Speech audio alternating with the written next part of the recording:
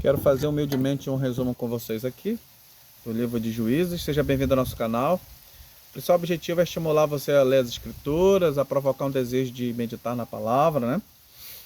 Quero ler com você o livro de Juízes, capítulo 11, Jefté livra os israelitas, né? Havia um homem lá no meio do povo de Israel, era chamado Jefté, e a Bíblia nos conta que ele era gileadita, né? De Gileade. Ele era filho de uma mulher prostituta, né? Que foi cuidada por ele ali.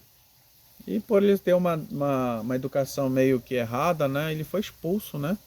Foi humilhado muitas vezes. Sai daqui, você que é filho de uma prostituta. Então isso foi humilhante para ele, né? E ele fugiu da presença desses homens, né? Ele habitou numa terra chamada de Tobi. Homens levianos se juntaram com ele, né? E com ele saíam. Então ele andava em bando, né? De pessoas de certa forma duvidosas, né? Mas o povo estava em aperto, estava em dificuldade, né? Sendo enguerrado por todo lado. E em hora de aperto chamaram ele, viu que ele era um rapaz corajoso, né? De mão laboriosa.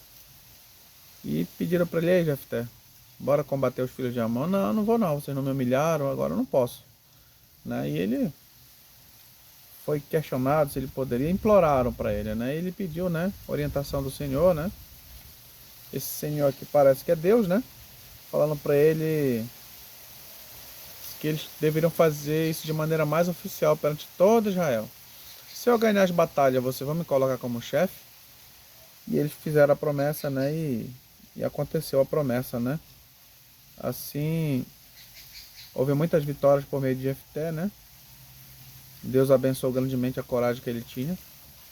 E o texto continua a narrativa, né? O Jefté vai até o rei de Amon, né? Começa a mandar umas cartas para ele, para convencer ele a se entregar. E a troca de farpas, né? Através de cartas ali. Então Jefté, ele faz um voto ao Senhor, né? O Espírito se apossou dele com tanta força. E ele fez um voto para o Senhor: se Deus abençoasse grandemente, ele entregaria a primeira coisa que aparecesse na sua casa, né? Em sacrifício ao Senhor. Interessante que Deus em nenhum momento mandou, né, a gente fazer um tipo de voto desse de sorte.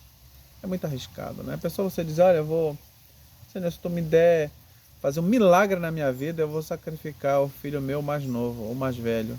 Faça isso. Ou a primeira coisa que aparecer, tomara que apareça o cachorro de casa, né? Que você gosta. Mas mesmo assim, em nenhum momento Deus pede esse tipo de coisa. Eu não vou falar nem sacrifício, mas coisa, né? E ele fez esse tipo de promessa. Deus já tinha